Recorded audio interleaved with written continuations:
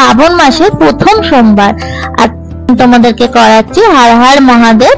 শুরু হয়ে গেছে পুজো।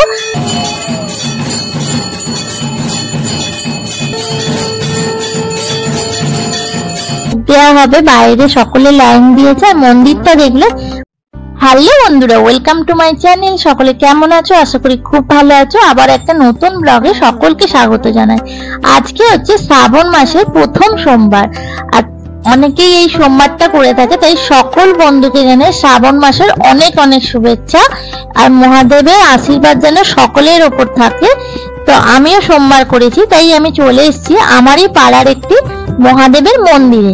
তো দেখো, মহাদেবের দর্শন তোমাদেরকে করাচ্ছি। হর হর মহাদেব। দেখতে পাচ্ছ, মহাদেবকে কিন্তু শৃঙ্গার করা হয়েছে সন্ধ্যেবেলা। আর এই সন্ধ্যেবেলা কিন্তু মহাদেবের সন্ধ্যা আরতিও হয়, প্রত্যেক দিনই হয়।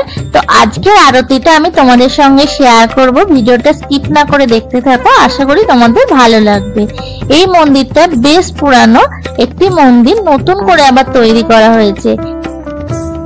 এই মন্দিরের পাশে রয়েছে একটি রক্ষা মায়ের মন্দির, যেই মন্দিরের মা কিন্তু খুবই জাগ্রত। প্রত্যেক বছরই চৈত্র মাসে ওই মন্দিরে পুজো হয়ে থাকে। দেখো, তোমাদের সঙ্গে কথা বলতে বলতে এখানে তোমার শুরু হয়ে গেছে পুজো। তো দেখতে থাকো, আশা করি তোমাদের ভালো লাগবে।